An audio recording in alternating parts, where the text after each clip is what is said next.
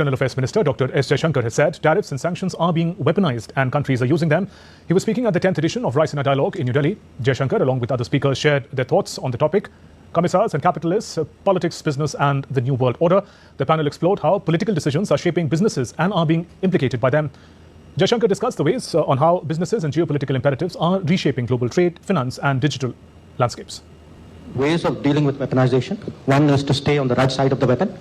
So, you don't get hit. The world today makes business decisions, factoring in national security. In the digital era, I think it's not just about cost. It is about comfort. It is about trust. We are involved right now in 3 big trade negotiations with the EU, with the UK, and now with the United States.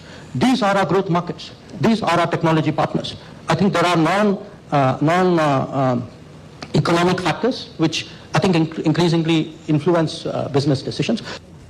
Over 3,500 participants from around 125 countries have joined the Raisina Dialogue in person in various sessions. The participants are discussing a state of the world, exploring opportunities for cooperation on a wide range of contemporary matters. In today's session of Destiny or Destination, Culture, Connectivity and Tourism, India's G20 Sherpa, Amitabh Kant highlighted that India plays a significant role in job creation, possesses immense potential that is unmatched by any country.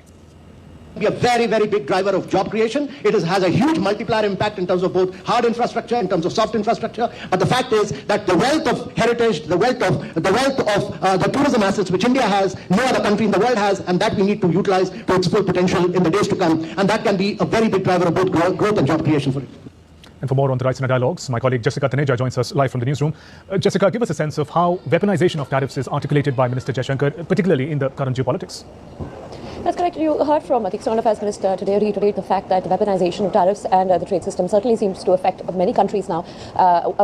An introduction to this was seen back in the first administration of Donald Trump at the White House in 2016, in 2017, 2018. But what we've seen now is not a very different set of rules and trade and tariffs that have been imposed right now. And the way it's moving forward is not only affecting India, but also its transatlantic partnership as well. And with the External Affairs Minister pointing out to the extent that there are potential trade agreements ongoing with the European Union, United Kingdom and also the United States, India's strong trade and technology partners, and perhaps India's focus would remain in that direction to have those trade agreements and ironed out various differences in terms of where to align more on the economic aspect moving forward. I think India has had its priorities in place when it comes to advancing its own economic interest and also sort of balancing relationships with various countries. Given the current geopolitics at play, we have conflicts both in Ukraine and the Middle East continue till date, and those conflicts certainly seem to have a massive economic impact, where India has to an extent been able to shield itself. But in the world of global integration, it's certainly very difficult to have those integrated supply chains, and that also remains one of the primary concerns for India. And that is what you see stressed from various Indian leaders and, of course, the dignitaries attending the Raisina Dialogue as well.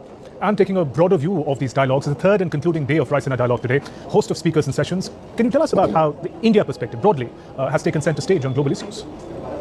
That's correct. And if you talk about India and the importance and the interest in India, not just from the European Union countries or the United Kingdom or the United States, you've seen leaders from various countries attend this. I spoke to various foreign ministers, including the one with Nepal, Georgia, as well as Estonia and Sweden. All seem to suggest that India has become an important partner for trade, and countries' interests sort of do align with what India's needs are, and mutually beneficial relationships can emerge from here on with India's growing economic clout. And certainly in the next few years, as it's poised to take on the bigger economies, there certainly will be more momentum in terms of economic integration with various other countries, and India would carefully navigate the current geopolitical climate and align itself in a balanced way, perhaps, as it has been in the past, and look out for its own interest, as many other countries are doing as part of its foreign policy, which is strategic autonomy. Shubhendu.